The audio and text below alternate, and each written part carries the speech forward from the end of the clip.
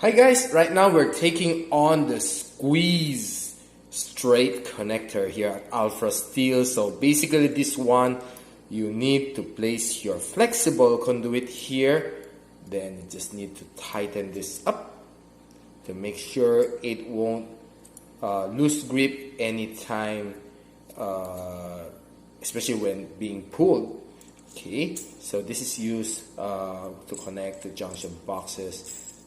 And of course, to any utility box that you may need, there are flexible conduit to be placing where it should be. Okay, so taking a quick look, so this is the squeeze type straight connector.